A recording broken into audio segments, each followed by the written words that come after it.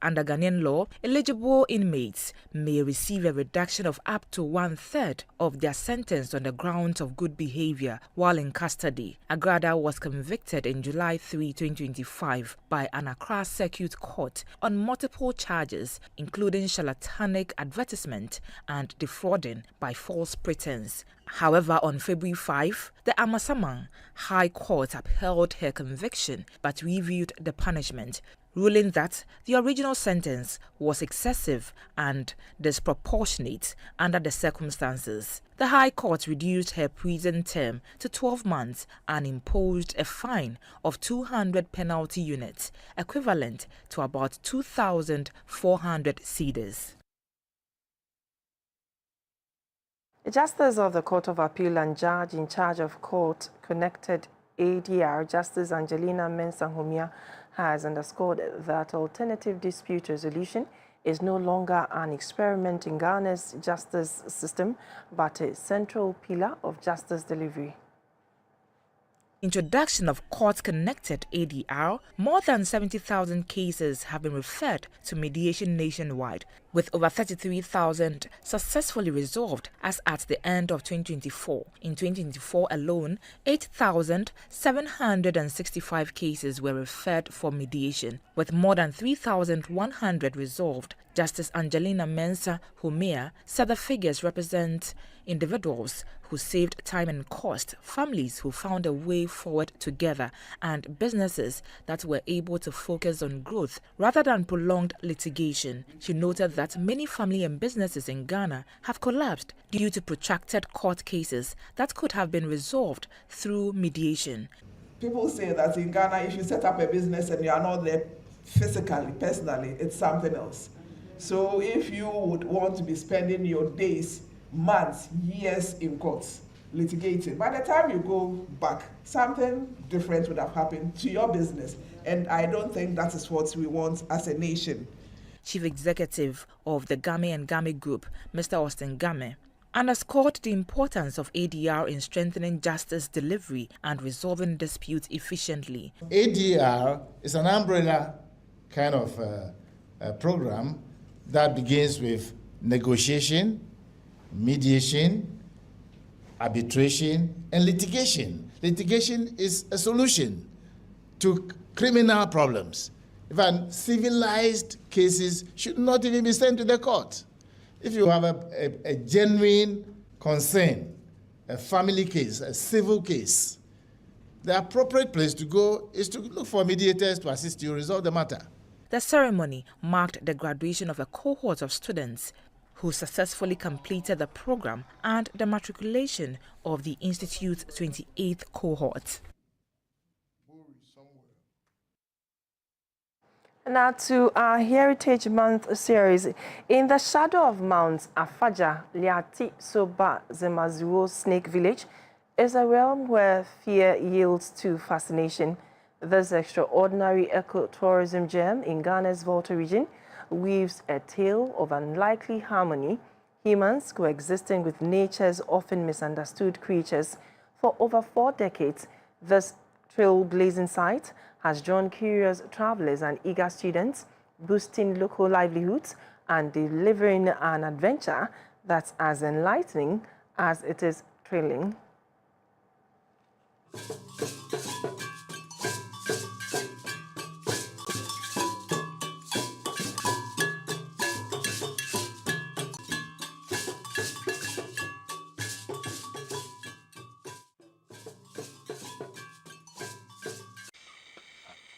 Gado Safui's life took an extraordinary turn in 1982 when a foreign visitor offered cash for live snakes. He took the challenge.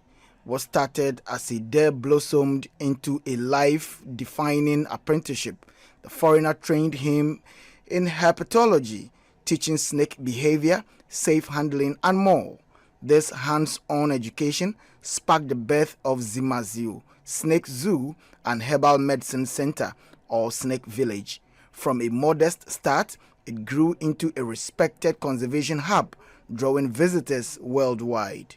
Gado Safui's journey since 1996 has been about building bridges between humans and nature, tradition, and progress. Rooted in Liati Soba, is nurtured a sanctuary where conservation meets community, expertise meets heritage. Alongside his renown as a snake handler, Gado's skills as an herbalist, honed from Benin's ancestral wisdom, offer remedies for ailments like stroke, hypertension, infertility, and diabetes. Don't shake, it will not touch you. Like you are here before you came. Don't pass through their face. If you pass through their face, it's not good for them. You see the action, like this. If you go close again, then they bite you. Touch the tail, they'll start moving. A fine yellow, if you want to go fast. You see? Asked what people most misunderstand about snakes, Gado firmly responds and says snakes aren't malicious, but just wild and often poisonous. He says they strike when threatened, and understanding them is key to peaceful coexistence. God created them for human beings to use. They are a meat for us, you see, and they are meat. Don't use to compare their meat with the guinea fowl, goat, or cow, or any meat. Very genuine, quality, pure, and very sweet meat. And they are the poisonous animals. They are strong. That's why we say they are wild. They are friendly. Don't send your hand through their face. If you send it like this, it's like I and you. Something is coming to my face. If I don't hit it, I'll catch it. What about the snake? Only hand God give to them is the mouth. They are going close. They come back. Some of them will give you one. That means I am here.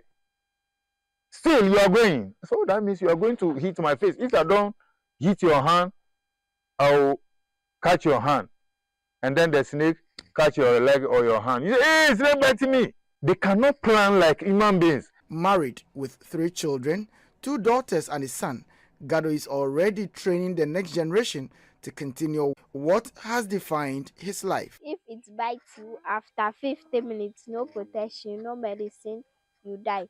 So if that snake bites your finger here, you can tie it here very hard and here across. Then the poison will not flow fast and attack your heart and kill you. If you are after the river before the snake bites you, don't put yourself in the water that you are crossing the river to go home. Don't drink water, don't bath or don't run, because when the water meets the poison, it will flow fast and attack your heart and kill you before you find the snake bites antidote. At Zimazio Snake Zoo, ball pythons, cobras, mambas, and vipers slither through the air mere feet away. It is an intimate, hands-on exploration without using the sterile glass walls. Under Gado's watchful eye, visitors observe, learn, while the fearless interact with these Kelly residents up close. If you move it from here to here,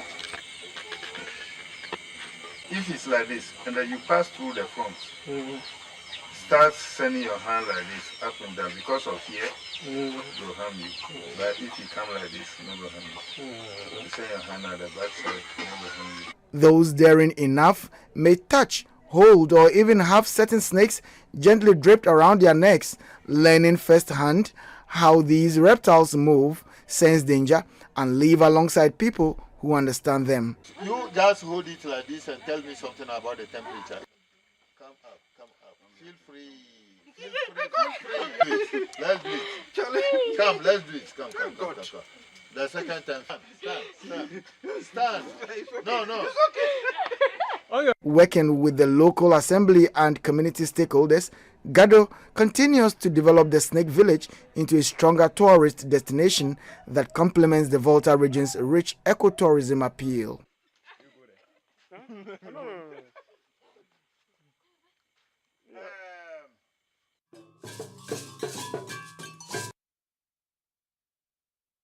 Stellar News, the minority in parliament is pushing a major shake-up in the country's public finance system with a new bill that could block funding for any government project not captured in the National Development Plan.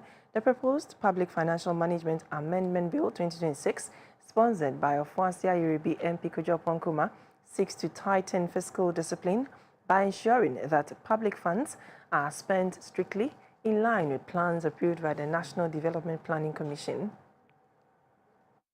At our committee, the Committee on the Economy and Development, the nickname we've given to this bill is the no plan, no cash bill. If it's not in the plan, you won't get any cash. And the specific loophole it seeks to close is that today there's room for ministries, departments, and agencies and metropolitan, municipal, and district assemblies to embark on projects or programs which are not exactly emergency projects or programs, but projects or programs that are as though they are part of their normal work, except that they have not been certified under the National Development Planning Commission's plan. And so this amendment seeks to deny the Ministry of Finance the opportunity to fund such projects and programs. This is separate from contingencies or emergencies that may come up.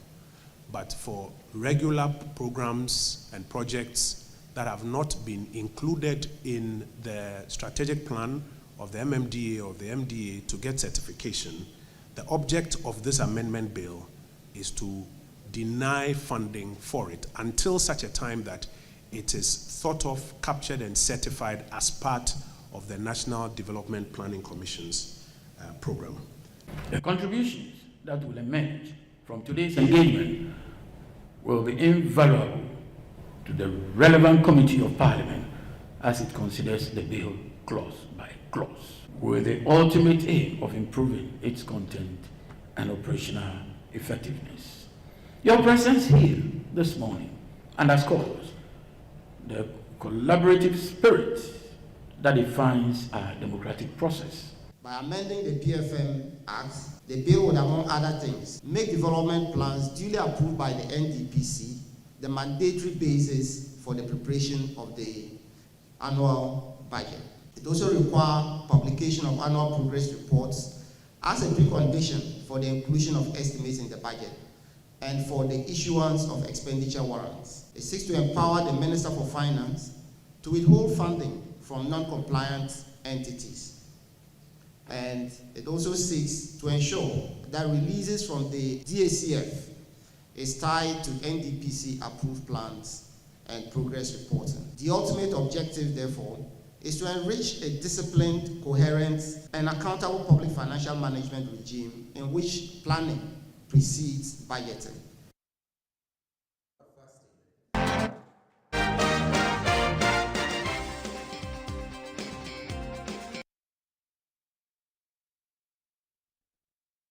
CHAS and GES, lab tested by Noguchi Medical, field trialed by Atomic Energy Commission.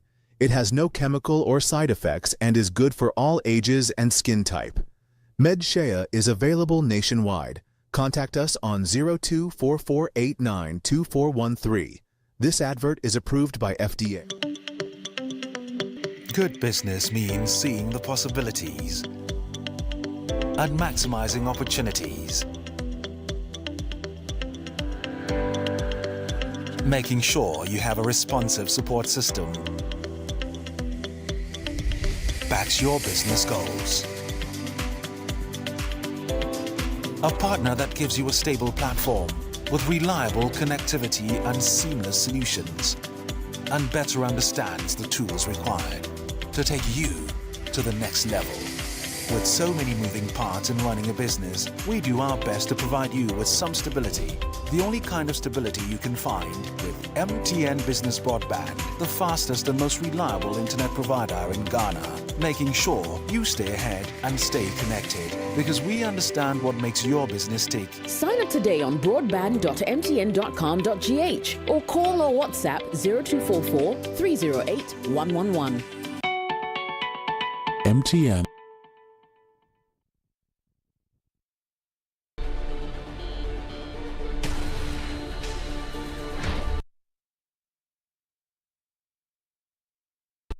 Business news. Government is set to initiate the issuance of long-dated domestic bonds. This follows the expiration of restrictions imposed in 2023 under the Domestic Debt Exchange Program (DDEP).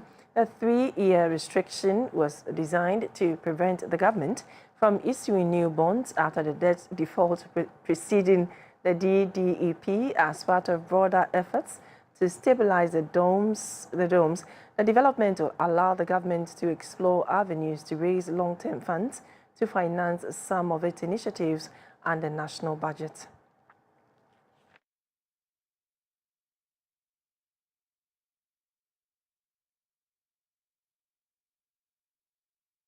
Airlines across the world are suspending routes and issuing emergency travel waivers after Israel and the United States launched a joint strike on Iran and Operation Epic Fury. Airspace across parts of the Middle East has turned uncertain, and the ripple effects are being felt thousands of miles away. Following the joint U.S.-Israel strike on Iran under Operation Epic Fury, commercial aviation has entered turbulence. Carriers in the Gulf were among the first to respond. Emirates temporarily suspended operations to and from Dubai, announcing it will gradually resume only a limited number of flights, prioritizing earlier bookings. Etihad Airways halted scheduled commercial services to and from Abu Dhabi until March 4, allowing only selected cargo, repositioning and repatriation flights under strict approvals. Both airlines warned passengers not to head to airports unless formally notified.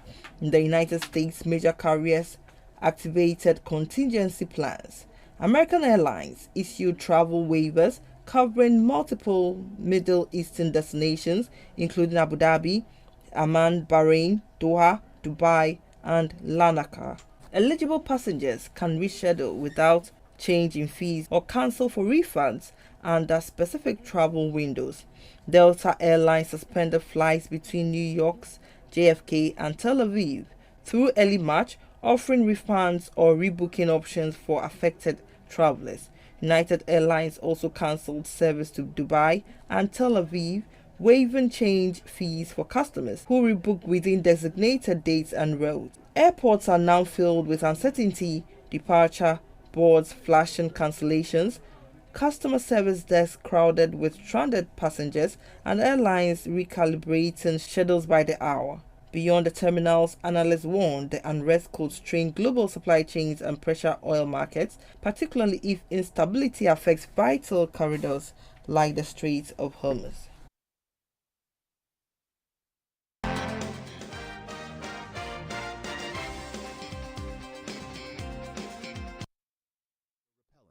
Highly recommended by Ministry of Health, CHAS and GES, lab tested by Noguchi Medical, field trialed by Atomic Energy Commission. It has no chemical or side effects and is good for all ages and skin type. MedShea is available nationwide. Contact us on 0244892413. This advert is approved by FDA.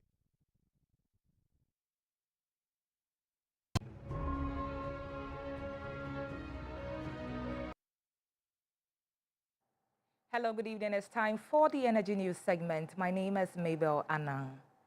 The Center for Environmental Management and Sustainable Energy, CEMSE, has suggested to government to reconsider reviewing certain taxes on petroleum prices to cushion consumers against potential fuel price increases should the United States, Israel and Iran conflict persist. The Executive Director of CEMSE, Mr. Benjamin Nsia, spoke to Energy News. We've seen a bit of surge in the price of diesel and petrol. Currently, they are all doing around 11. Petrol is doing around 11 Ghana cedis per liter, and diesel doing almost around 13 Ghana cedis per liter. So, if diesel is doing almost 18 Ghana cedis per liter, as quoted by some of the OMCs, such escalation may even hike diesel prices to about 14 Ghana cedis per liter, and that is reflective of the January figures in 2025. So, we must just hope that this war doesn't escalate. There could be product availability, right? But price is going to be one of the things that consumers must brace themselves for. And I think that government must also brace itself for these higher prices, so that if there are some taxes we are likely going to scrap or eliminate from the price build-up to ensure that consumers are not overwhelmed by this price escalation, we need to do that. I think that all stakeholders, be it CSOs, regulator, be it government policymakers, must begin to watch the market and then apply policies that will be both beneficial to the petroleum importers as well as petroleum consumers locally. Now, the International Atomic Energy Agency, IAEA, has renewed calls for urgent diplomacy to resolve the long-running impasse over Iran's nuclear program, warning that the U.S.-Israel-Iran conflict is very concerning and carries the risk of a potential radiological emergency. Director General of the IAEA, Mr. Rafael Grossi, after participating in the two most recent rounds of consultations in Geneva, said negotiators have been unable to reach an understanding despite efforts to bridge differences. Recent military action by the United States and Israel against Iran has explicitly targeted Iranian nuclear facilities and infrastructure. Reports by international media suggest that the strikes aim to slow or destroy Tehran's ability to produce nuclear fuel that could be further enriched toward weapons-grade material. Israeli and U.S. leaders have said publicly that one objective of their campaign, including joint strikes and bombardment, is to ensure Iran does not have nuclear capabilities and to dismantle parts of its nuclear infrastructure. Director General of the International Atomic Energy Agency, Mr. Rafael Grossi, who said he is in close contact with affected member states in the region, warned that the situation is very concerning as the possibility of a radiological release resulting from an attack or accident cannot be ruled out. The IAEA has extensive knowledge of the nature and location of nuclear and radiological material in the region, and we have clear guidance for actions necessary in case of an attack or an accident causing a radiological release, as well as the ability for hands-on help if it is required. Mr. Grossi expressed confidence that parties would eventually return to the negotiating table, stressing that renewed dialogue must happen as quickly as possible. I remain convinced that the lasting solution to this long-existing discord lies on the diplomatic table. The IAEA will be there, ready to play its indispensable part whenever and wherever it is called. The dispute over Iran's nuclear activities, which has been lingering for years, intensified after the 2015 Joint Comprehensive Plan of Action was adopted. The agreement reached between Iran and major world powers imposed restrictions on Tehran's nuclear program in exchange for sanctions relief.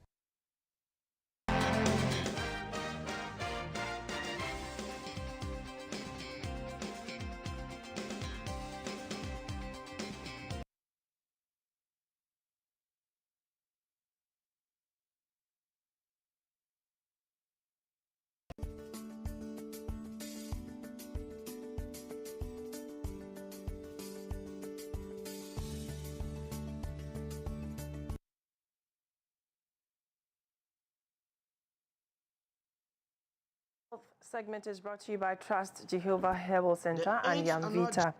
Cardiologists, that is, doctors specialized in the treatment of heart diseases, have spoken highly of the Ghana Medical Trust Fund, commonly known as Mama Cares. They spoke of the impact that the initiative is already making in terms of diagnosis, treatment, and management of cardiovascular diseases, as well as a significant investment in infrastructural expansion and human resource development. The 8th Annual General and Scientific Conference of the Ghanaian Society of Cardiology in Kumasi was on the theme, Heart Failure in Ghana, Translating Evidence into Practice. The president of the Ghana Society of Cardiology, Dr. Collins Kokro, mentioned hypertension as the commonest driver of the rising cases of cardiovascular diseases in the country. The Ashanti Regional Director of Health, Dr. Fred Admako Boatin, noted that the involvement of spiritualists and herbalists in the handling of cardiovascular diseases is responsible for about 60% of delayed presentation of such diseases to hospitals for specialists and timely care. Over 60% of our heart failure patients arrive when the disease is advanced. This is often due to a symptom to hospital delay caused by the initial use of alternate and spiritual therapies, a direct reflection of the health literacy and belief system we must continue to address. And Dr. Chair, that's why I said that we needed some pastors to be here, traditional to be authorities to be here, some fetish priests to be here, some herbalists to be here. And so that when they begin to see the figures and they begin to see the biological things that we have, they will go and spread the message that we are talking about. Ghana's current heart specialist patient ratio is about 1 doctor to 1 million patients. Speaking to GBC News on the sidelines of the event, the chief executive of the University of Ghana Medical Center, Dr. Abdul Samed Tanko, himself a cardiologist, expressed serious concern about the high cost of treatment of heart and heart-related diseases. Open heart surgery, for instance, he said, could cost as much as $100,000. Dr. Thanko therefore hailed the Mahama Care intervention, which is absorbing treatment costs while building more catheterization laboratories in the country to expand access to treatment and management of the diseases. We have, as we speak now, there are about 2 cases also who have had a tumor in the heart that has been removed by the heart surgeons of University of Ghana Medical Center, which is also on admission at the moment, and is also being paid for by the Ghana Medical Trust. An average heart surgery should cost not less than $100,000.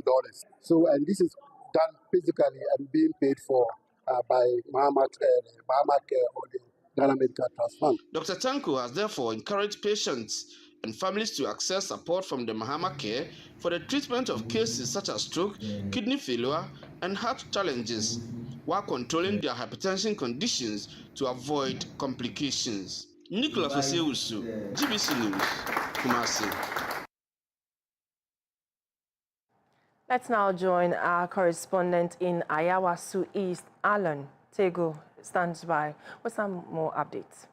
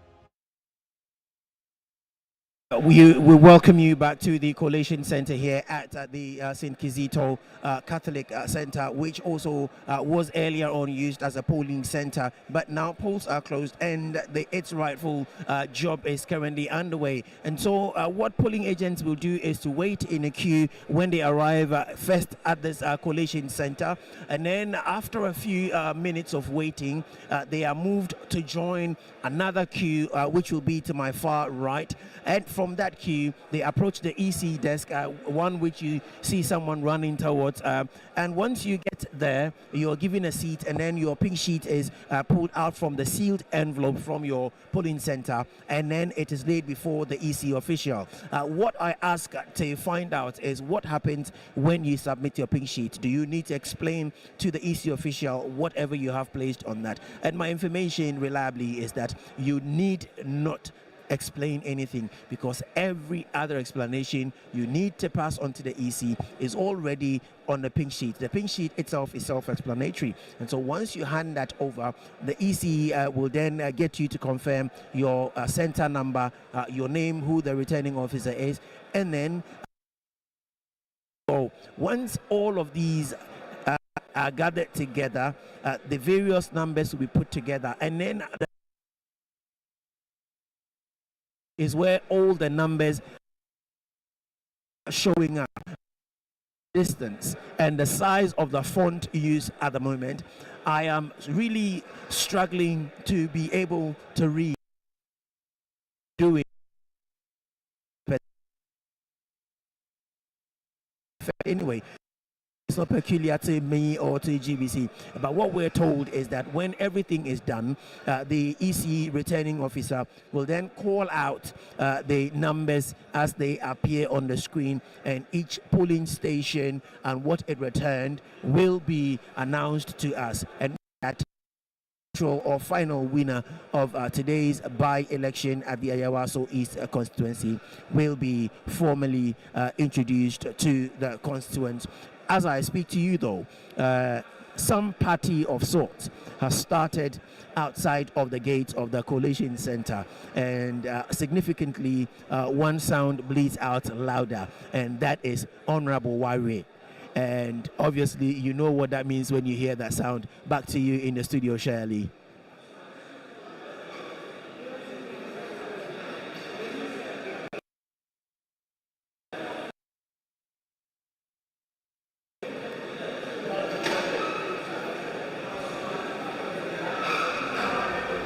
Mr. Fred.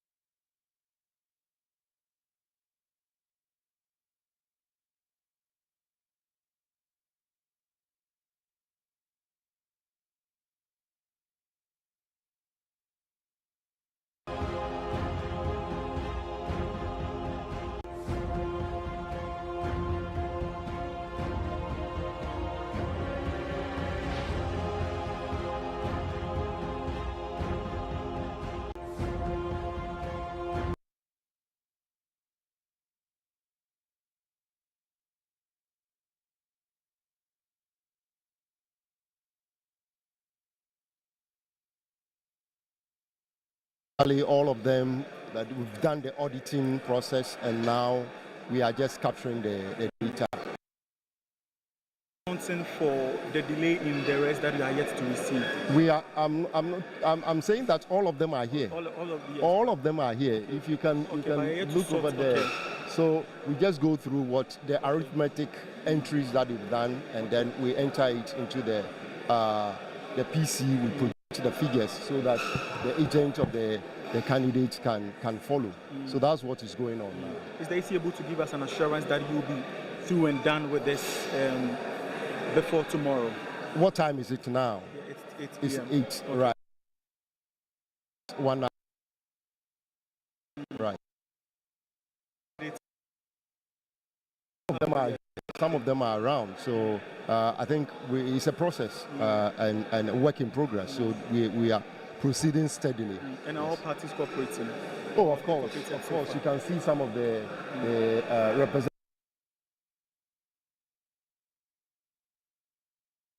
Whatever is going on. So far, no concern. We are on course.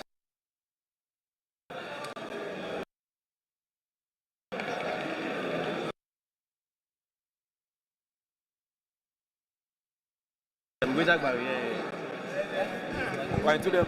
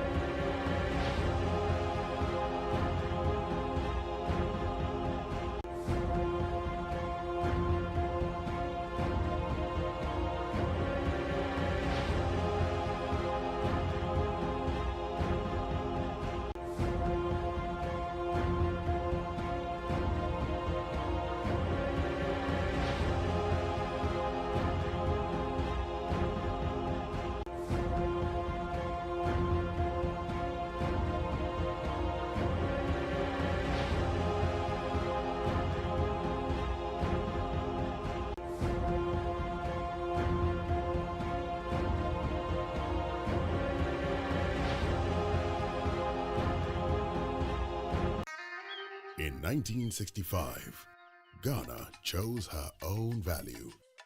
From cowries and pounds, the city was born, our pride in our own hands.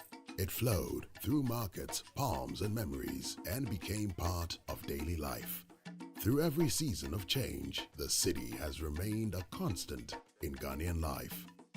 In 2007, we took a bold step, ushering in a new era of confidence and stability. Today, the city lives in banks, markets, and apps, rooted in tradition, shaped by history, carried by innovation. 60 years on, it remains our heritage, our identity, our pride. Know the city. Keep it clean. Meet the women who inspire us with their strength, resilience, and determination. Women's Voice celebrates the unsung heroines, sharing stories of emotional, intellectual, and mental fortitude. Join us as we amplify the voices of women who shape society with power, grace, wisdom, and hope, empowering girls and women alike. We are live every Monday at 4 p.m. on GBC News, Wednesdays live at 4 p.m. on GBC News, and a repeat on Saturday at 4 p.m. on GBC News, and Sundays at 3 p.m. on GBC News. Women's Voice, your voice, your strength. No one can make you inferior without your consent.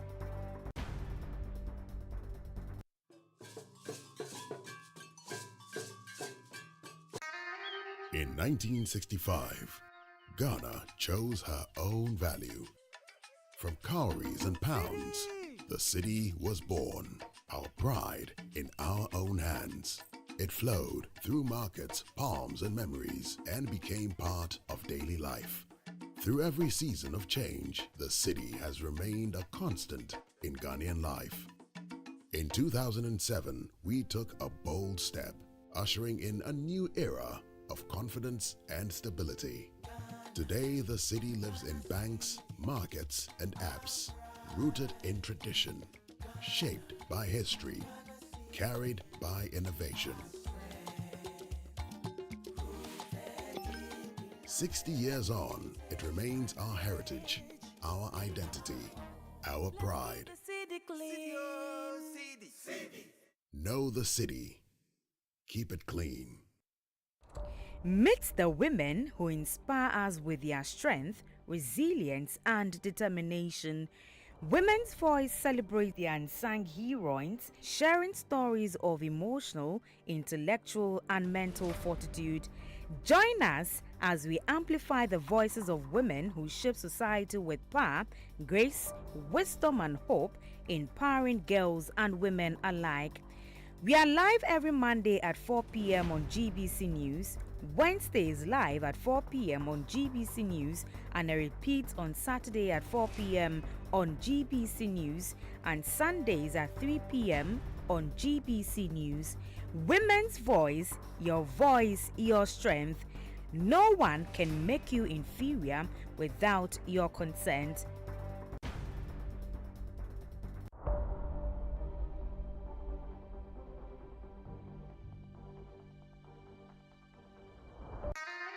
In 1965, Ghana chose her own value. From cowries and pounds, the city was born. Our pride in our own hands. It flowed through markets, palms, and memories, and became part of daily life. Through every season of change, the city has remained a constant in Ghanaian life. In 2007, we took a bold step, ushering in a new era of confidence and stability. Today, the city lives in banks, markets, and apps, rooted in tradition, shaped by history, carried by innovation. 60 years on, it remains our heritage, our identity, our pride. Know the city. Keep it clean.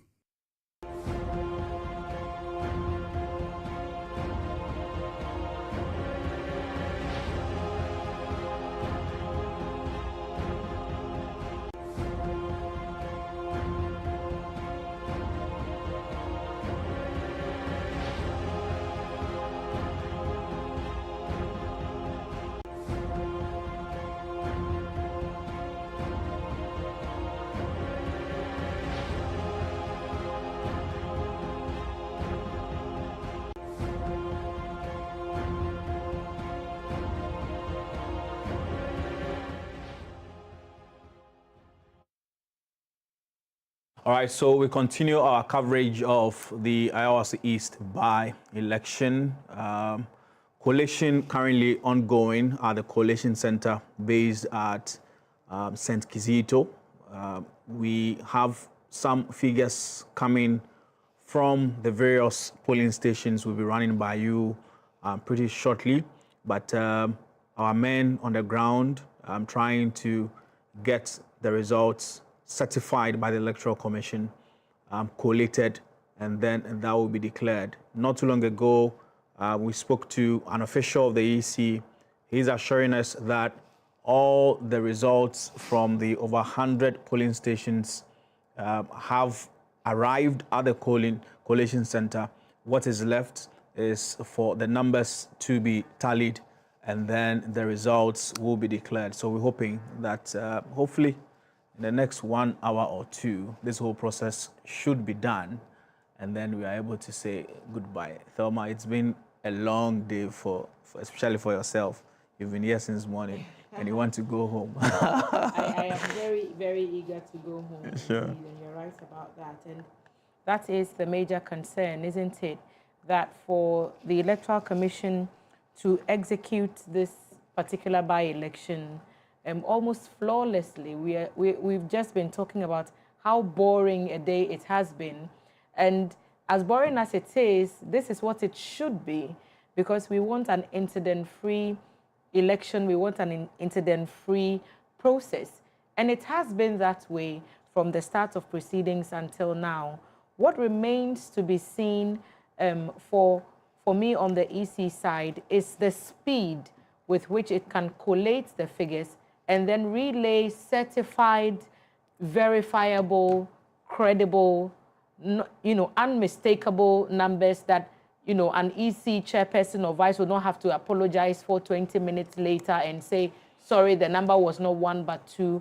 That is the process that really needs to be tightened, because the period between the political parties putting their machinery to work and unleashing their soldiers on the polling stations to get the figures to their strong rooms appears constantly to be faster than the constitutionally mandated institution, which has or should have the means of putting these numbers together quicker. In more general elections, in the presidential parliamentary elections, we've gone 2-3 days before the EC has made a declaration. But for 2024, where His Excellency, the then Vice President, conceded the election, we saw the long wait before the EC made the declaration. So I'm looking forward to a time when the EC's own systems will be equipped enough to reduce this turnover time. It's a time that, if we are not careful, anxieties may build and conspiracy theories may arise, which may then feed a certain frenzy, allowing room for the untoward to happen, i.e. going, gathering en masse at the collation centers and then fomenting trouble if the security institutions are unable to bring those matters under Thelma, control. on one breath, you're talking about speed. Yes. On another, you want accurate results. But you and I understand that, don't we? Because we are media people. Around this time, the results technically are not in the hands of the Electoral Commission. I mean, the various political parties will make sure that they are not shortchanged. So around this time, a lot of consensus is built so that if someone says, no, let's count again, we will count again. So if counting again will mean we staying here even till tomorrow, the EC will have all the patience to wait so that everybody is satisfied, so that the results so declared are results accepted by both parties. Saka is here. And the political parties at this time, they are, I mean, this is the time. They have the figures. And we have, and you and I have the figures, don't we? You and I have some figures which, I believe an outstanding 1 polling station is being expected to join that one. So when we talk about accuracy over speed, we understand that at GBC. We understand that as media people, as professionals, the value that we place on ensuring that the information that we put out there is the right verified information. Sure. But you and I also know that there are bottlenecks in the system that could be done away with, which would pave the way for a smoother transition from collation to declaration. All I'm saying is, can we hone those, systems better so we don't have a long wait? Why is a country like the United States with several 100 million residents go to a poll and have a declaration of a certified, result within hours of polls closing. And we are what? Let's be generous and say 40 million. Why can we still not bring ourselves to a place where we can declare results a lot quicker? Especially when the people who turned up at the poll, from all indications, are less than 20,000. Thelma, I think that our democracy is fledgling. It's a growing democracy. A lot of improvement we've seen over the years. The Electoral Commission in this particular election, I think when I attended the IPAC meeting, they were saying that now they will be capturing the results digitally, live. So that, the incident where some people could hijack ballot boxes on the way to the collation centers, so we are unable to have the full complement of the figures, will become a thing of the past. That's an addition to the process, cutting down the turnaround time.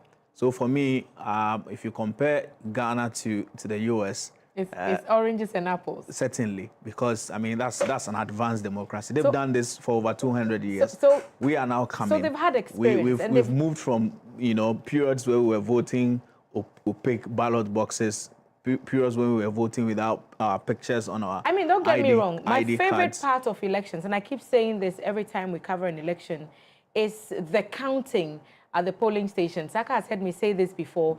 I love it when I see the ordinary Ghanaian with their eyes like this, counting when the EC official raises the paper. It's a truly Ghanaian moment for me. And in Heritage Month, I want to recount and relive all the moments that seem really I connect with as a Ghanaian. You are counting it with your eyes. No computer is counting it for you. So whatever you are entering on the paper is also what your eyes have seen. So I don't, have anything against ensuring that the due process is followed. I'm asking that, like in the past, when we used to grind things on the stone and we used to, go around, even making kenke was a huge problematic, process. Now we have more modern means of ensuring that we get the same results, but in a faster and more efficient manner.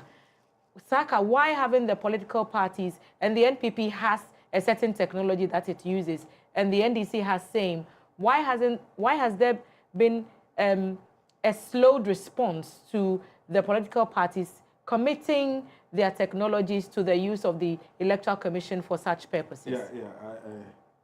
I think that, let's be honest with the facts. NPP has, as at now, NPP has its figures. NDC has its figures. Even the Electoral Commission has its figures. I should think so. But the results has not been collated.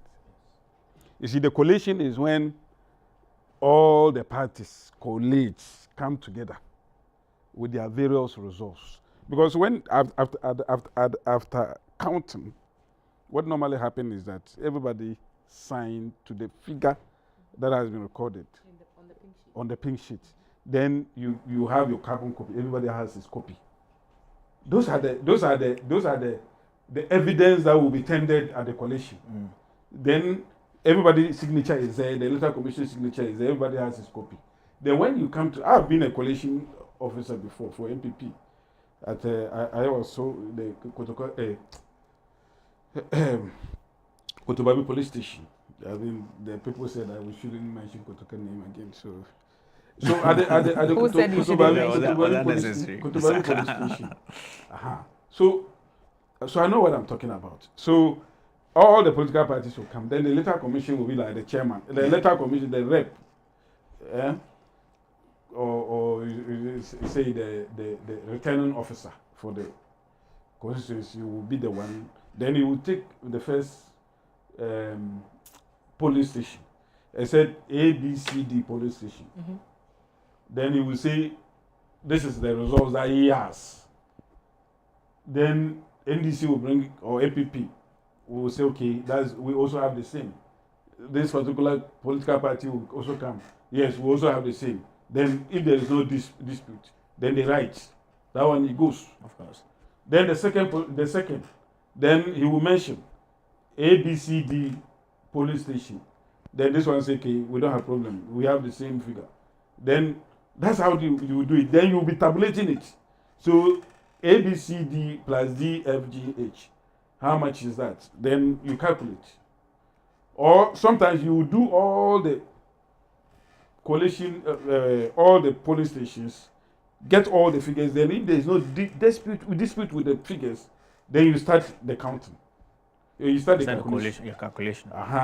There was a time, I mean 2008, when I was the coalition officer, that after we have tabulated everything, there was no dispute with any figure, then it came to the calculation. That's where the problem is.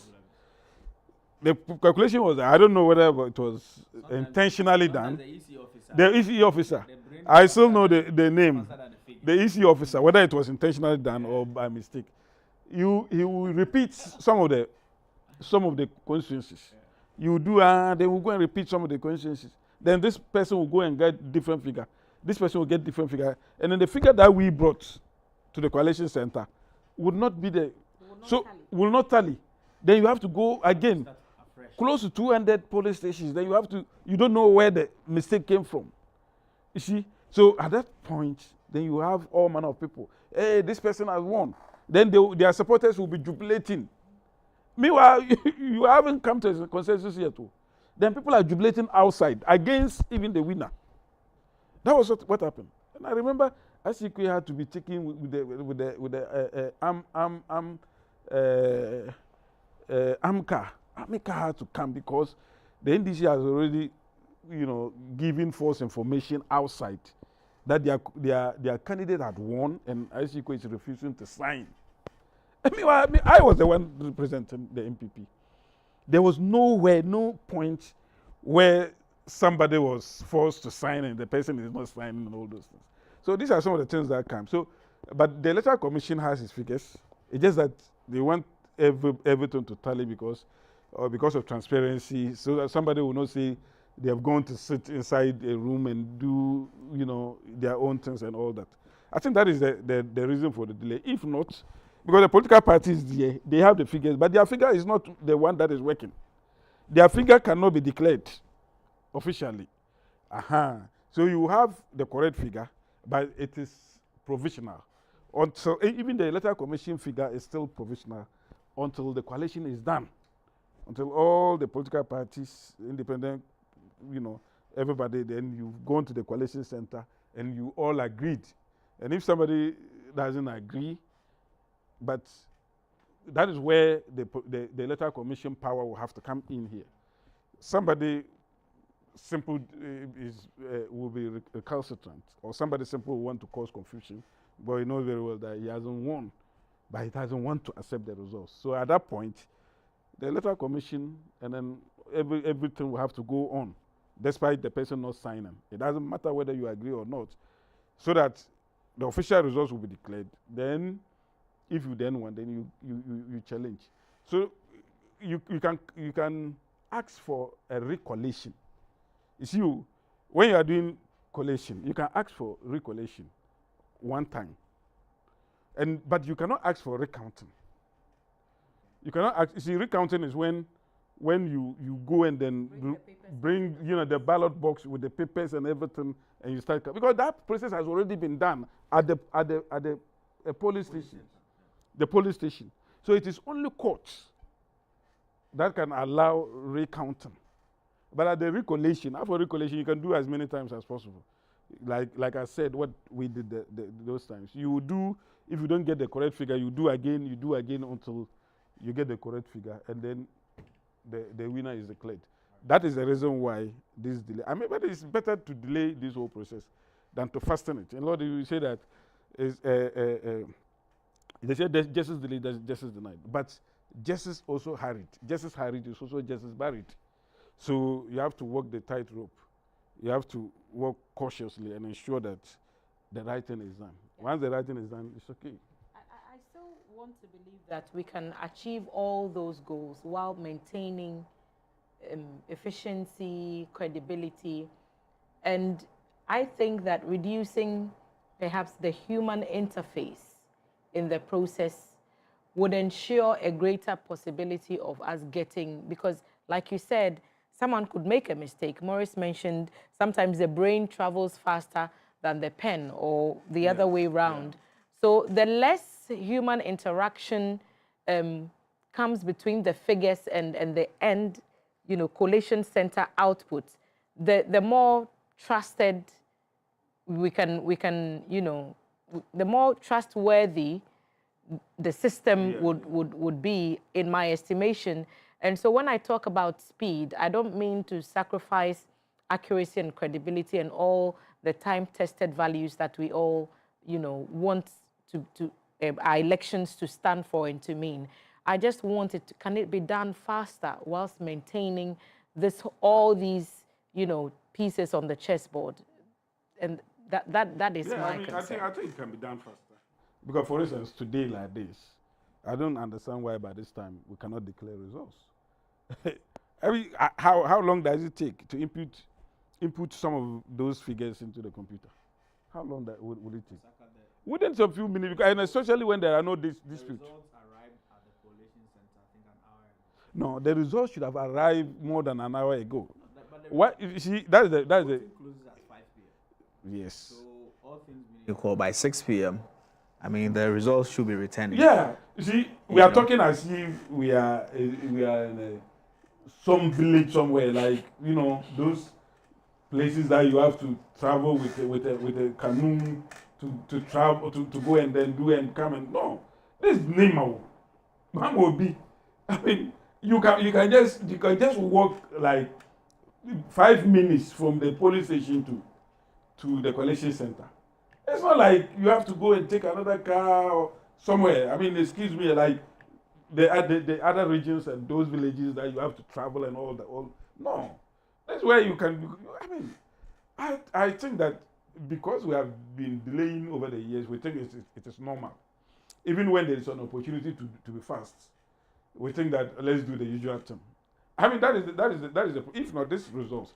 For instance, there is no dispute anywhere. This is one of the cheapest and most, I don't know how to even describe it. Nobody is contesting anything. There was no turnout. The turnout was very low. I mean, within 1 hour, we should have been able to collect everything and send and declare results, and then everybody go home. But it's like, oh, I mean, look at we've been here. You people have been here since morning up to now. I came and joined you in the afternoon, and I'm also still here. All because they said, I mean, by now we should have done away with this thing, because once the results are known, the EC also knows its results. It is even possible to even declare the results and then go and then do the writing, do the inputting, because once there is no dispute and once the figures are there, nobody is disputing any figure and whatever. The EC, together with the political parties, after agreement, can then declare the thing and then go and do all the official things later.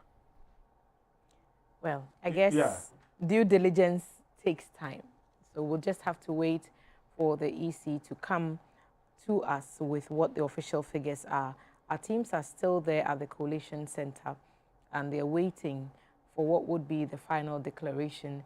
We are seeing some of the scenes in studio. I'm sure it will be on your screens pretty shortly. So you will also have the benefit of seeing firsthand the actual situation, the actual stand of things at St. Kizito polling station, which is the constituency's Collation Center. And the picture should be on your screen shortly. We are still seeing... So that's the express, the sheet over there. The figures are being, collated real time. So if our camera guys can just zoom onto the spreadsheet, which is displaying the results. I should think just some few. These gentlemen are, more. Because this area is supposed to be a restricted access area. But you can see some of them have accreditation. These guys are collation officers. Yes, they have accreditation. Okay. Yes, and then you see those sitting down. They are the polling agents who are now bringing the official results to be collated. I can identify the EC officials by their vests, but perhaps it's the party polling station agents walking around that we cannot readily identify because they are not. We can't see the tags from where we sit in the studio, but we can only assume that some correct procedures have and have given gone the on fact for that them there is to once you are inside here, it means that you've been cleared. Of course, you given have the fact there's heavy accreditation. police presence, those guys couldn't have entered Yeah, you if cannot they just didn't have walk accreditation. and come here without accreditation. Are we? Am I the only one who cannot NPP help candidate. but recall the chaos of a previous by-election right here in Accra, and we wished that we saw such unremarkable scenes at that scene. Why do you wish you saw that? No, I'm saying that, am I the only one who wishes? I'm recalling those pictures, those visuals, and the chaos, and wishing that those times had been as uneventful as this one. We barely have anything to talk about, whereas in that, you know, the Ablekuma people say they've come a long way. But can I say, we hear the MPP candidate is addressing the media, Baba Ali. Let's listen to him. It's not true. That's not true. We've campaigned more than any other contender in this contest. We've done more house to house than any other candidate. And we've engaged the voters in a way that other candidates did not. But that is election, as I said. The electoral record is very clear that from 1992, they've been winning the seats. So for them to win this, it's no news. It's no news. Just that we couldn't meet our expectation, but that is the election for you. Would you say the Ramadan, the fast, contributing to the low voter turnout may have affected as well the vote you were expecting in this election? That could be a contributing factor. But to me, what I realized was that people have lost confidence in the NDC. How so? Because if this is their stronghold, and all that we can pull is around 20,000 votes for all the candidates in this election, it tells you even in their stronghold, there is a problem. And you can't mention any visible project that the NDC has embarked from all the time they were given the opportunity, over 34 years, you can't mention. But if you have people who have the love for their party, this is how it's going to be. And I've been mentioning one particular thing. If you go to other areas where we previously had by-elections, you realize that any time there will be developmental activities towards the by-election. In Ayawaso, is nothing of that sort happen. But the people have spoken. We take it in good faith. For you, what's next? Are you going to do the homework, return 2028 possibly? Our party is embarking on a reorganization, and that is going to be our focus for now. It was supposed to start from 1st March, but because of our by-election, we will begin ours in some days to come. That will be our focus for now. Have you called Baba Jamal to congratulate him? And it's rarely do we see losing candidates come by the coalition center as well. Yeah, this is a normal thing. I'm sure he will come here very soon. So officially, I'll congratulate him. I can even use this medium to officially congratulate him. And when he comes, we'll also go through the normal formalities, congratulate him, and we move on. Yeah. Just the last one in terms of the concern about development for the constituency. You've mentioned that largely. Is this something you're willing to work with him with towards helping the people of the constituency where you say they've been neglected for a long time? I will continue to be a voice in the community, a voice that will speak up. Things that are going wrong, will point it out and be a strong advocate for the people of Ayawaso East. That's what we are going to do in the coming days or the years ahead. In government, they have the MP, they have the MCE. Developmental agenda will be their total responsibility. Ours is to point out what is not going on right If they can check and correct it, that is it. We will be an alternative voice for the good people of Ayawaso East. Thank you very much. You're welcome. And so that just gone has been Baba Ali, the NPP's contender at the Ayawaso East constituency.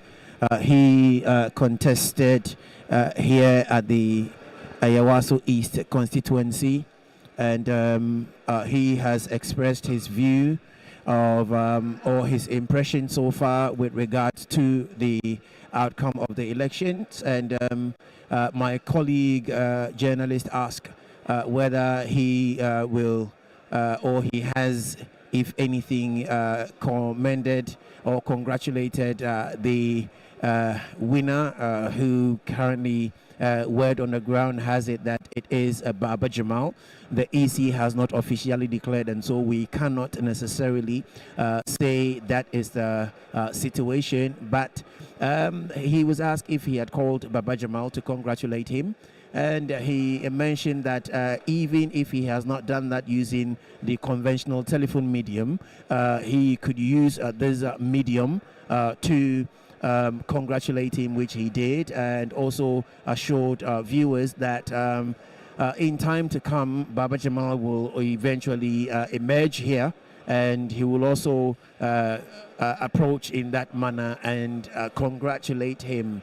The one or two key areas he spoke about that perhaps I will regurgitate for the benefit of those who are just joining our feed, is that he specifically mentioned developmental projects that are embarked upon in the face of by-elections. And he mentioned how in Ayawaso East, no such thing was embarked upon compared to other places, the Ablekuma Norths, the Akwatias, even what we witnessed in Kumawu.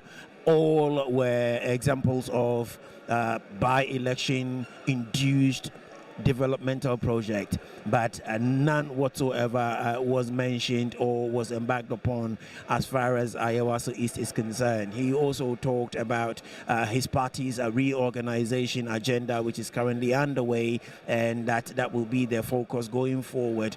He was asked whether he would join Baba Jamal, given that he cited development or underdevelopment in this constituency, whether he will join Baba Jamal to fight for some development for this constituency. And he mentioned again he tactically avoided that opportunity and said, well, the NDC, who is currently in government, has the MCE and the MP, and so earlier in the day that when you will talk yes. GBC, so indeed you've proven that indeed political maturity is on your side.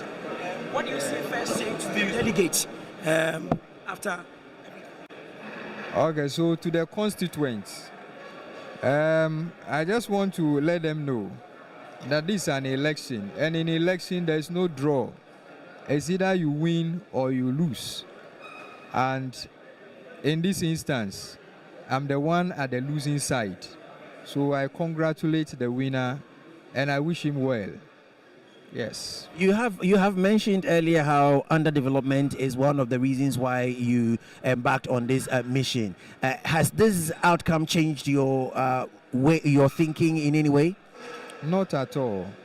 Yes, the constituency is still struggling with underdevelopment, and we are going to re-echo that anytime we get the opportunity to engage them again, and let them know that if they give us the opportunity, we will do better than what we see currently.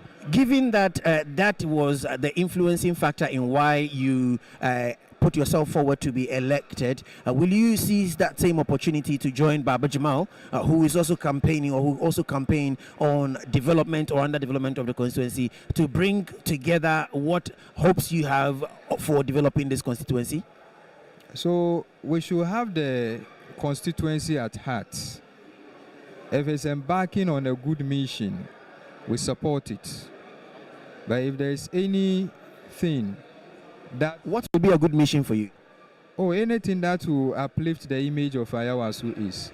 Development. I was targeting mostly human development.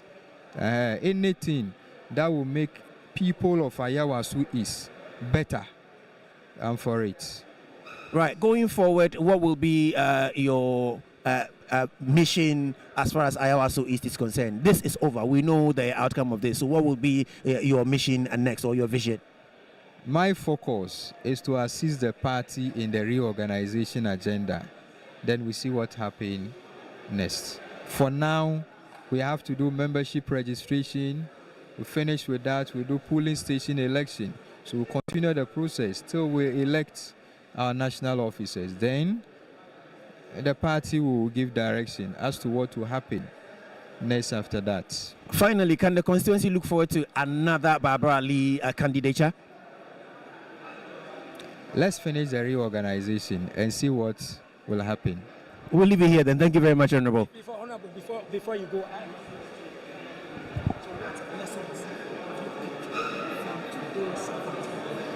oh, I have to sit down with my team, then do a proper post-mortem of this election. Then we can say A, B, C, D. Yeah.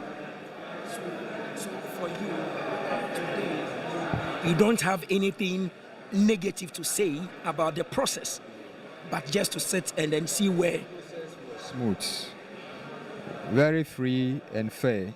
I don't think there is any problem with the process. The police, earlier we had a challenge with fixing cameras at the polling station, and we raised a concern. They gave an explanation. I thought that they could have engaged us. We are also stakeholders in the election. After all, it is because of us that the police is also joining to assist in the whole organization. So if you are embarking on a mission of this nature, at least engage us, we the candidates, so that we will also be aware. But nonetheless, the process was smooth and everything was peaceful. Thank you. What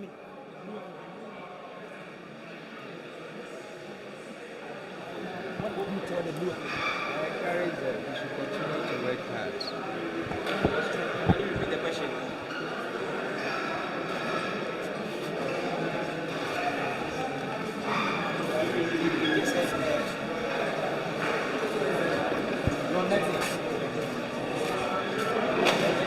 Lexus. Yes, sir. Okay.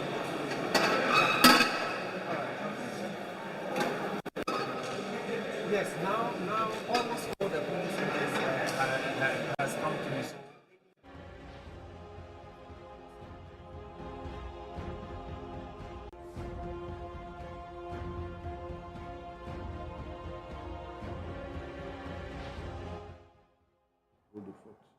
We just. All right, so we are still in studio. We await the final collation of the results and declaration. Not too long ago, you heard the MPP candidates conceding defeats and congratulating Baba Jamal, which is indicative that he and his team have collated the results themselves and they know what the figures are saying. We wait patiently for the Electoral Commission to officially make the final declaration, and then we can know officially who becomes the MP elect for the people of Ayawaso East. So, so maybe perhaps now that Mr. Yusuf has spoken, I may share the NPP's provisional, because until the EC officially declares the NPP's provisional results that it had about 30 or so minutes ago with one polling station outstanding. And from what they have been able to collate and they've shared across some of their platforms, which we are privileged to have been afforded the privilege of a copy, they pegged the election at, with one polling station outstanding, a total of some 16,609 valid votes cast, out of which 16,717 were approved and 108 ballots were rejected. Per the figures from 112 polling stations collated by the NPP, which we have been afforded the privilege of having access to, the NPP pegged the results as follows. Baba Jamal of the NDC polled 63.91%, which is 10,615 votes. The LPG's candidate, Ibrahim Idrisu, polled 43 votes, which translated into 0.26% of the total valid votes cast. The NPP, which is the party that has collated this or had collated this about half an hour ago, so provisional results are what I'm sharing now, as shared with us from the camp of the NPP. Yusuf Ali Baba, 3,998 votes, representing 24.07% of the total valid votes cast. The former NDC member, now a former, no longer a member of the party, who stood as an independent candidate, Mohammed Umar Sanda, polled 11%. And Maurice, this is where a lot of interest would be, 11.11%, which is 1,846 votes. 1,846 votes as reported from the camp of the NPP. And then the second independent candidate, David Kano, polled 0.64% of the vote, 107 actual votes, 107 votes for the second independent candidate, Kano David, 0.64%. Going over again, Umar Sanda Mohammed, 11.11%, 1,846 votes. Yusuf Ali Baba, 3,998 votes, representing 24.07% of the votes. Ibrahim Idrisu of the LPG, 0.2% of the votes, translating into 43 votes. And the NDC's Baba Jamal, 63.91% of all the votes, valid votes cast, 10,615. And like I said, this is results that we've been privileged to have been shared from the camp of the NPP. So provisional results, we're still waiting for the Electoral Commission to tell us the actual figures. But as it stands, our correspondents are all at the Collation Center waiting for the board to come alive with the details of the figures as has been collated from each individual polling station. So, Maurice, I'm sure this is enough material for us to mirror against what Global Info Analytics projected, which puts the NDC's candidate in the lead at 75%. And earlier today, we've talked about what the possibility of not getting that 75% maybe with the number of people we saw turning up in the polling stations to cast their votes. And so this appears to be somewhat of a reflection or an effect of the low voter turnout. Interesting to note, Maurice, is also the fact that the independent candidate appeared to, contrary to the poll, that he would get some 2.7 or so percent, just under 3%, and pulled the surprise, perhaps, of the contest by, if the EC confirms that he has polled the numbers that he's been projected to have polled. What do you think about this? For me, I think that in the end, Baba Jamal won. I mean, yes, he didn't get the 75+% as projected by Global Info Analytics. We shouldn't also forget that there's a 3% margin of error somewhere. So with my crude mathematics, if we add 3, that's still 69. No, that's around 66.9%. No, 63. Okay, so 66 plus 3. 66. Okay, so that's 60. No, but you are now using the crude mathematics, please. My math teacher is not my friend. So if it's 63, we were still waiting for one more. Okay. So if we're doing 63, then we'll do 63 plus 3. If we are using the 66, that will be 69. And if it's 63, it will be 66%. It's still well below the 75% projection. For me, I knew from the onset that it was not going to be possible. And I said it in the afternoon, that there is no way that Baba Jamal was going to get 70-75%. taking into consideration those factors that are so ominous. For instance, one, by-election, there is going to be turnout. Low And there turnout. is going to be low turnout. And then the low turnout always inure to the disadvantage of the incumbent. And I said that Baba Jamal, by the current arrangement, is supposed to be the incumbent. Because that is the incumbent, party and all that. And secondly, we said that the turnout will not be there. There's Ramadan. I mean, there are so many factors, including the number of independent candidates in the whole thing. Right. And then the allegations of vote buying during their primaries. All those will culminate into making him insipid. Like he will not be appealing enough.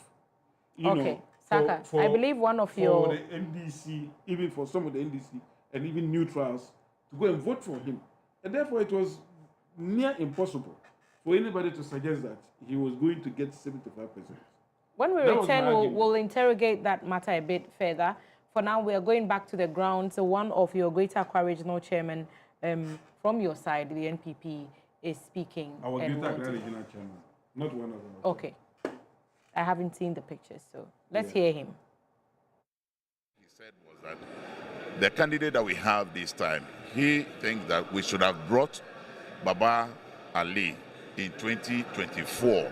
And if we had done that, he would have won the election this time, considering the fact that this is the first time he's hitting at it.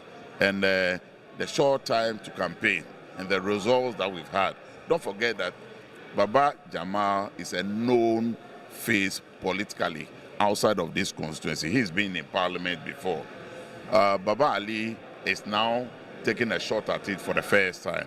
And if this is his performance, given the opportunity again, you can tell how he will perform. We think that we just need to go and come again. Basically, that's what it is. Right. Mr. Iman, we are live on GH1 TV. I want to find out from you. As it stands now, the NPP has only 5 representation in terms of MPs in Parliament. Is there going to be a time that we see that the NPP is coming back strong, more seats here in the Greater Accra region, especially when you are the Greater Accra Regional Chairman? Thank you. Yes, prior to 2016, I don't think anybody was expecting, anyone was expecting MPP could win 21 seats. We did win 21 seats. Nobody was expecting 2024 that the NDC would win the number of seats that they have in Parliament today. So I said earlier that the Ghanaian voter is becoming more and more sophisticated and unpredictable. We are having 5 seats in this region now. If you sum it together, from 169 seats in Parliament, the party has dropped seats to 88, now 87. So if we've gone that down and we're up, it simply means that we can come back again. And we are so confident that considering the lessons that we've learned, all the reformation processes that the party is going through at the moment, which all comes out good. If we continue this way, it simply means that 2028, the story will be different. I spoke to some of your party stores who showed up this morning, Power Kunsin, John Boy. They say that the low voter turnout, apart from the Ramadan, is because the people in this constituency are beginning to reject the NDC already. Do you share in that view? Technically, that's what it means, because this is their stronghold. So if their people are not coming out to vote, then it simply means that their interest in the government is going down. Basically, that's what it means. Unfortunately, it has not gone down to the extent where it will give us the advantage we are looking for. So we are hoping that gradually, especially if we repeat our candidate again, the results will be different. Will be different. We know the MPP is currently doing reorganization. How is that going?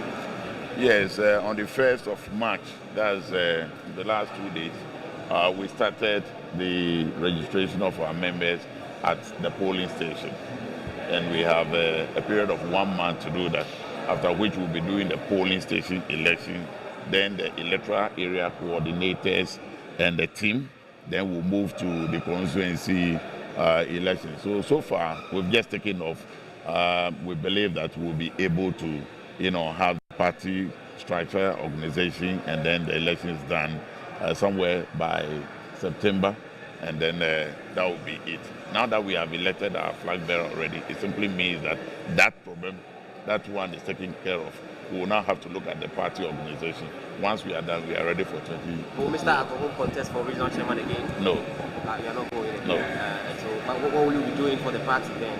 Oh, there are several, areas of opportunity that once you avail yourself, you would serve the party.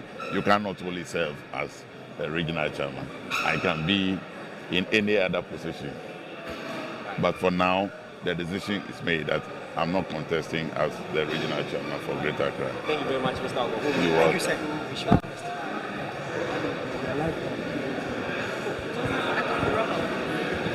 And so, viewers, so that's the regional chairman for the New Patriotic Party. Very, very confident, very, very affable.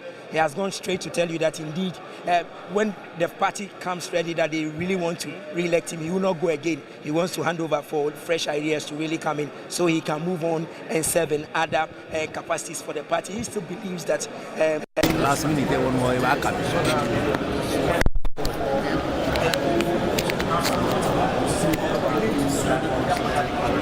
Find the challenge again for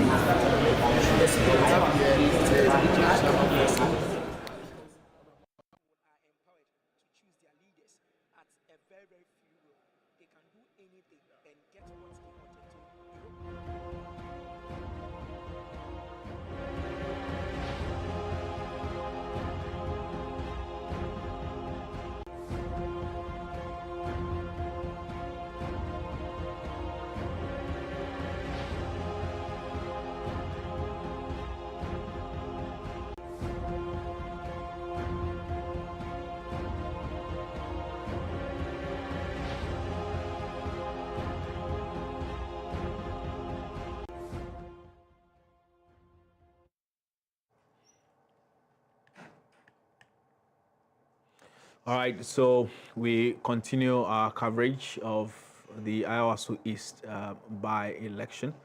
Not too long ago, we're taking you through some of the figures, provisional results that we have gathered from the grounds. We still wait for the Electoral Commission to put all the figures together, and then a declaration will be made. But Thelma, when the MPP candidate was speaking, I mean, it's been one narrative I've heard since morning, or even when the whole campaign, started. The MPP is saying that in most by-elections, you will see the government in power do the last-minute vote-buying projects, and they are accusing the government for not doing so in this particular by-election. And I'm saying, I mean, why should that be the norm? You were in. Should that be the norm? You were on the ground for us in the by-election in Akutia. What was the narrative of the NPP? I mean, in Akutia, really, the last-minute developmental project wasn't visible, and the NDC was able to respond to those accusations and say, a lot of these projects you are seeing were already underway. I mean, these are projects, undertaken by the district assembly. So we didn't do this because of the by-election. So we saw DRIP, we had DRIP being mentioned in that conversation, and the fact that they were plowing some of the roads. And I ask you again, in Asin North, what was the narrative? Again, the government was accused, in fact, criticized by the minority for what it alleged were the implementation of developmental projects close to the by-election. What has changed? I just see how Ghanaian politics is interesting and sometimes petty, So you are accusing the government for not doing the last-minute project. If they are done same, you are still going to accuse them. So I mean, really, where's the principle? It's like where's the principle in the politics that we do? The Ga people will say, "Anate anangme." You get the silver and not the chicken. You get the chicken and not the silver to cook it in. So it's you know, a two-edged sword. It's the same exact situation. So something that you criticized the government for allegedly doing, and I use that allegedly out of, you know, if you accuse them of doing something before, why now do you blame them for not doing what you previously accused them of wrongfully doing, if that makes sense? And I even find it interesting how something one particular government will take credit for, when it's time for the other party to take credit for, they say no.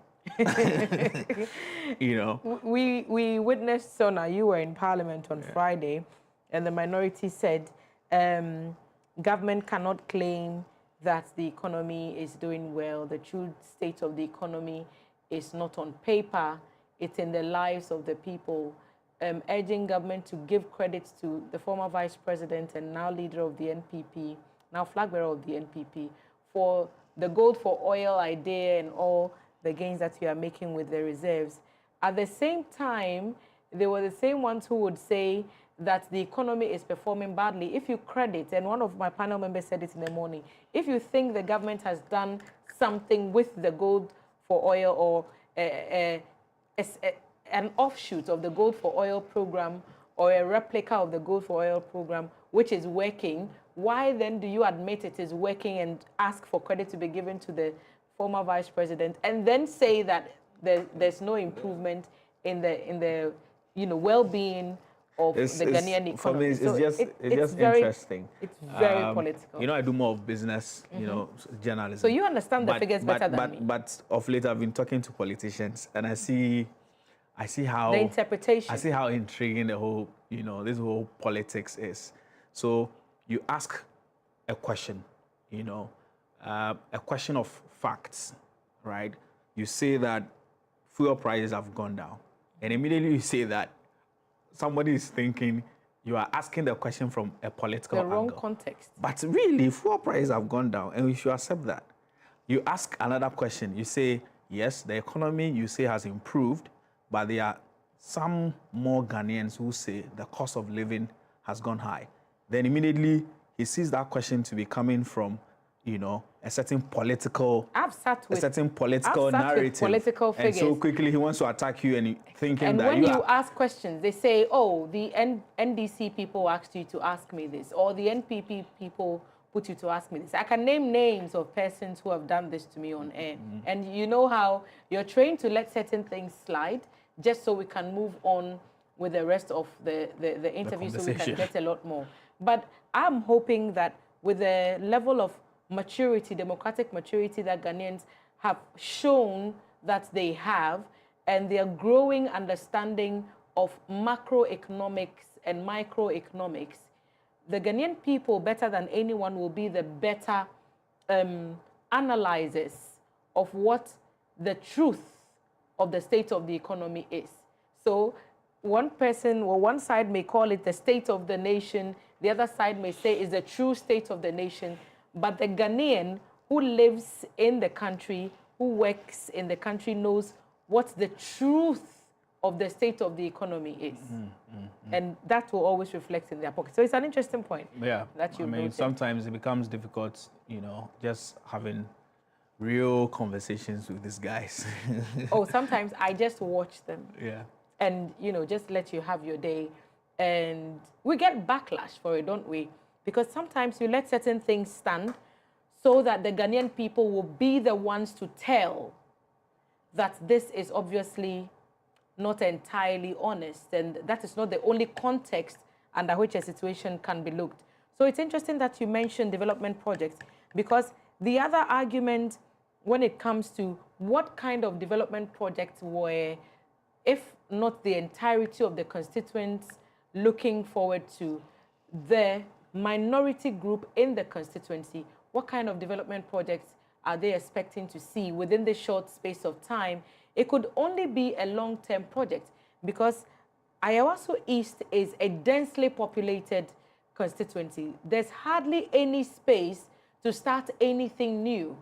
If anything, any project that the government could touch or attempt to tackle could be something that is already there, that is being decorated, for lack of a better expression. So if it's the market, are we expecting cleanup exercises to be organized? Because no road construction is going to start within the constituency since January 6th, January 2nd, thereabouts, when the previous MP unfortunately passed away. And now, especially when the State of the Nation address was being expected, there was no provision for such, project within the previous budget that was read. It would have been very difficult, if not impossible. You understand the finances better than me, for them to start something afresh. Yes, the roads in the constituency, I've heard arguments because it's an urban constituency, are much better than you see in many other constituencies, even within the Greater Accra region. But still, there are feeder roads in Ayawaso East that need fixing, that need attention. Where is government going to marshal enough resources within the short period of time, less than 3 months, to attend to these, issues before? The biggest one being sanitation and, the slum development within the constituencies. It could not be solved overnight. So I want to think about it in those terms, that on one hand, yes, there could be a case made for they didn't even try to do anything at all. And the minority would also be right in assuming that, because, well, if that is the only time when we can get some attention paid to some of our developmental activities, then we'll take it. Center here at the St. Kizito Catholic School. We have just now been joined by the leading candidate for the NDC who contested the by-election in the person of His Excellency, now Honorable Baba Jamal, whom by all and from all indications is tipped to emerge the winner of this just ended by-elections. Clearly you can see how he's been flanked by security persons and heckling media persons and preventing him from even engaging or speaking to us. Indeed, obviously it is quite understandable how his security detail will behave that way. Indeed, if you're behind a winning horse, you behave like a winner, and that's basically what they're doing. But clearly, Baba Jamal himself can be visibly seen to be high-spirited, and he indeed is acting, yes, he's indeed acting in the manner and way a winner will act, and that is no surprise to us at all. I will do my best to try and catch a word or two. In fact, he signaled that I wait until the whole process is completed before he will speak to us. Right.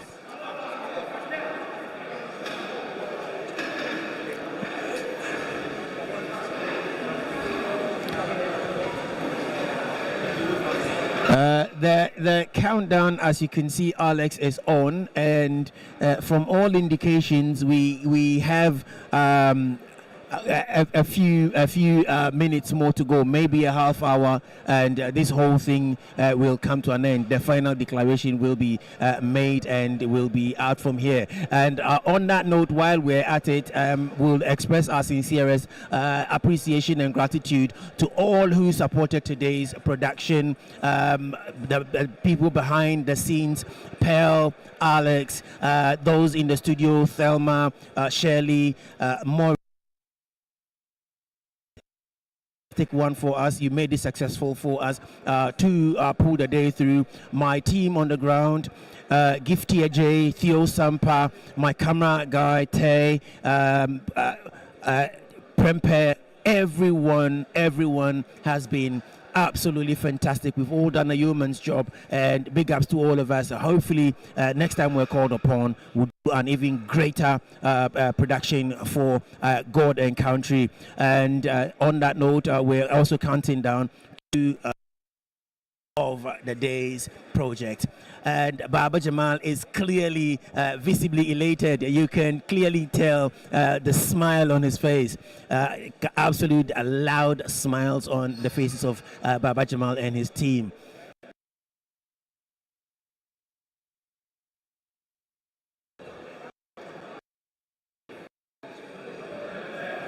Right, so currently we're seeing some numbers on the board for us. So total votes, we're seeing 15,989.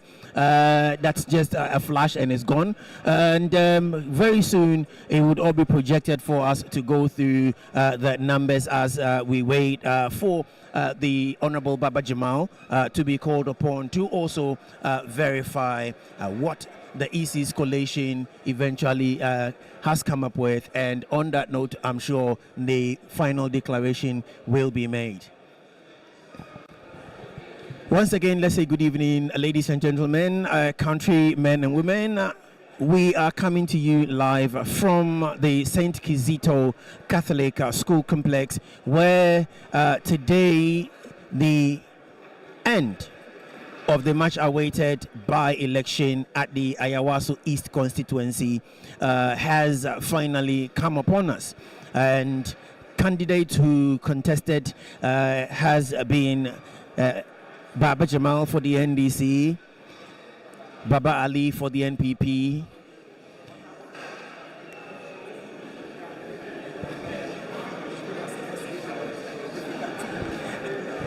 Umar Sanda, who was earlier with the NDC, but for obvious reasons decided to go independent.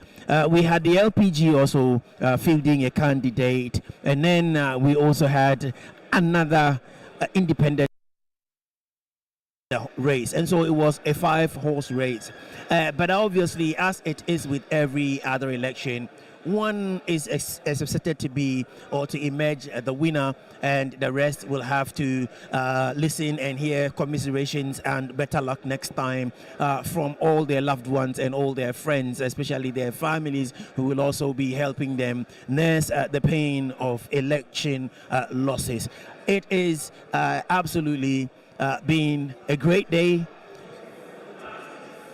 working throughout the Ayawaso East constituency, where applause to the Ghana Police Service, the IGP and his men.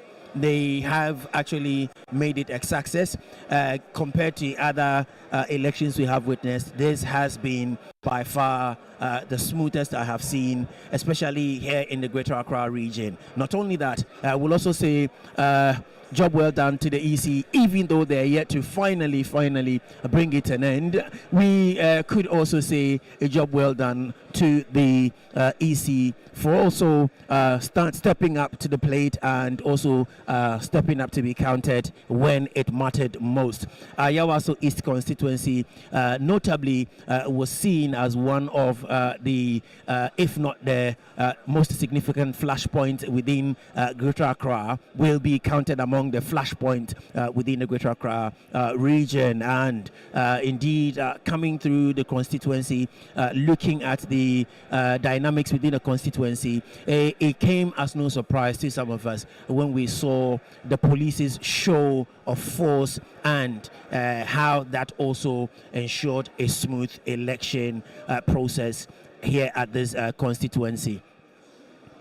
Right, the EC is almost done with their job. We see the projections coming up as was earlier projected. It has finally changed from total votes cast from 15,000, now showing 16,354. And we're sure there'll still be some changes because some counting is still ongoing. We're doing everything to see if we can grab or catch a word with Baba Jamal, but we're being signaled to hold our guns yet because he will have to go and confirm what the EC has on its papers to be sure that, as expected, what has been captured is a true and proper reflection of the constituency expression of who or what kind of leader they would want to have lead them.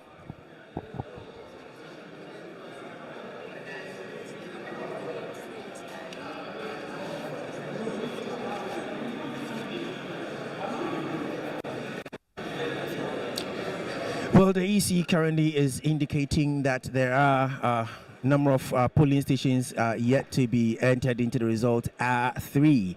And so, as I mentioned earlier, upside, downside, we may be here for another 30 minutes perhaps, and this whole thing will come to an end. So far, we have seen 113 polling stations, and number of polling stations with valid entries, 110. And so we're waiting for the 3 left. Given that the total number of polling stations were 116, if you like, given what we can see on the boards now. We're still waiting on the outstanding 3, which when entered will bring everything to an end. And then we will know. And as you know, some will say, then everybody will know the smoothness level. Indeed, some do know by now, but yeah, until the final ballot is counted, the game is not over.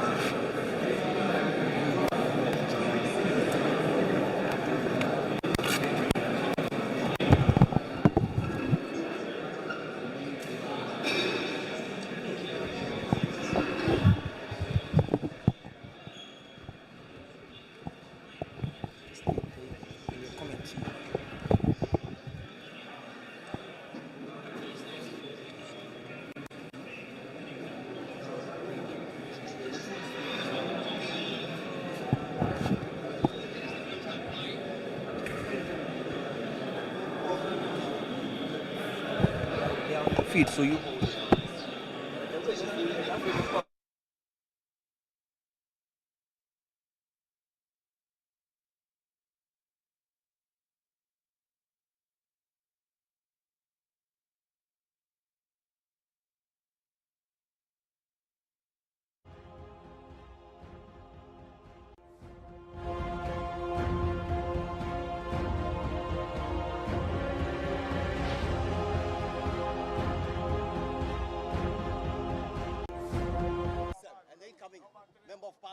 Honorable, good to have you, and you are live on GBC News, GTV.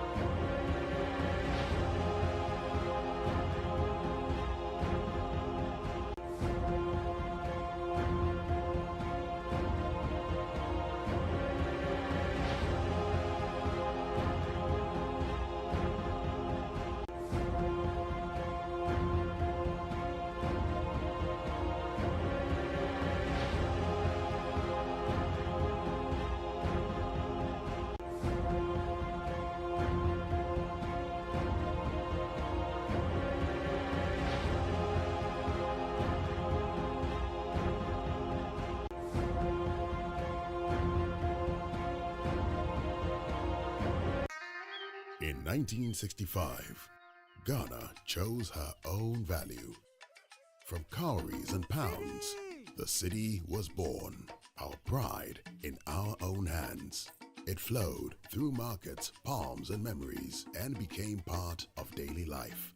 Through every season of change, the city has remained a constant in Ghanaian life.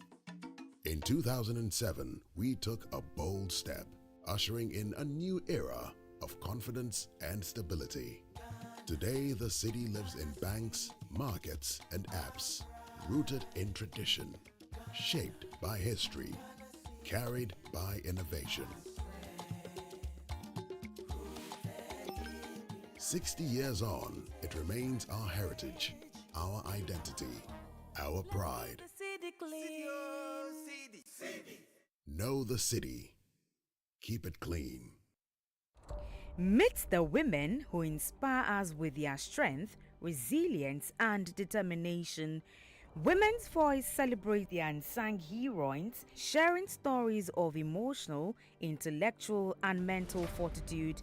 Join us as we amplify the voices of women who shape society with power, grace, wisdom, and hope, empowering girls and women alike.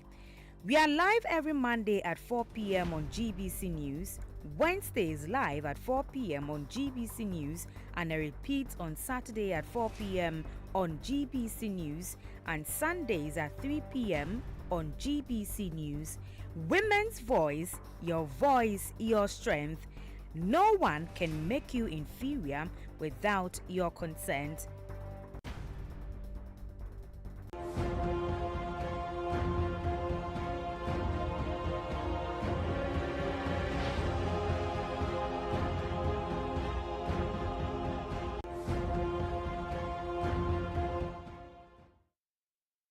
Cast as 17,008, and number of polling stations is 113, and so we're yet to have the various divisions, additions or subtractions to know how many votes the leading candidate polled and subsequent candidates and what they polled equally. We are still waiting on the EC to project that various divisions to enable us bring that to viewers. But what we can say confidently is that all 113 polling stations across the Ayawaso East constituency has been collated, has been counted, and we're only waiting on the EC now to tell us exactly how many votes each candidate polled, and then we will also know what the margins are to help us really tell the story of winners and losers. But besides that, I can also say that if you look over my shoulder, right, what you have is the Honorable Baba Jamal with his team seated patiently, beaming with smiles and waiting to be called upon to come and verify and confirm the total number of votes they were able to poll. Further up to his left is Baba Ali, who earlier arrived media briefly. I remember asking him what his plans are going forward and whether the constituents can look forward in the future to his candidature in future elections. And all he could say to that question was that the party is going through some reorganization, and so that for now is their focus, and until then he won't say whether the constituents or constituency can look forward to his candidature anytime.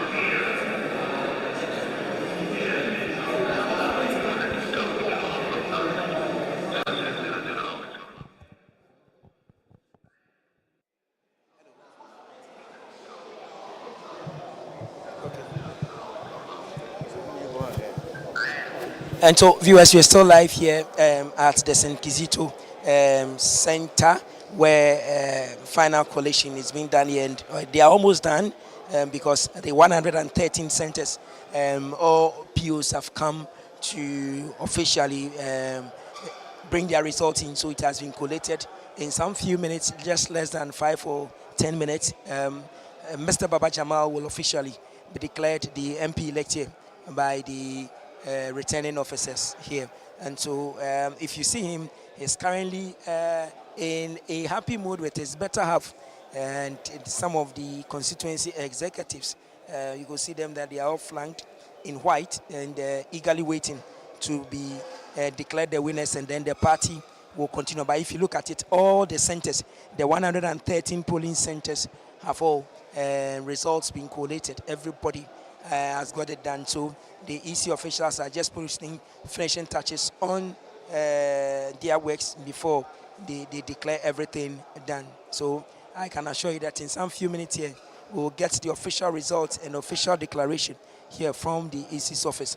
Every media person here is standing on alert just to be able to get a scoop on this particular development coming in. And so currently I can see the agent for Mr. Baba Jamal walking towards him to give him the final verdict that indeed that is the results that has come in. And so he's giving him his final assurance that indeed he has won with a convincing margin here. So he's in a chit chat with him currently, and then they are good to go for them to sign and then be declared official winners of everything. So if you look at it, the chit chat is about it. He is the one coordinating for Mr. Baba Jamal, and down he just came to give him the assurance that indeed it is done now, everything is done now.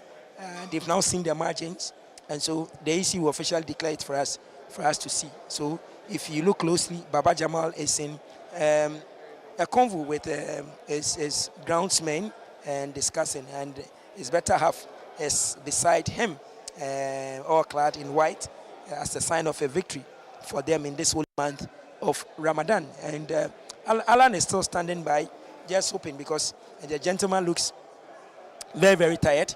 He has been on his feet trying to challenge the police officers who have been trained to stand 24 hours before even the economy came. So Alan Tego is still standing by. Same as my team from the online people, they are here. Magdalene and co are still here trying to get a scoop on Baba Jamal, and they will get a scoop. So I will be getting closer to my online friends to also share their thoughts with us very, very soon. They will come, and then there are more than 5 here. And so if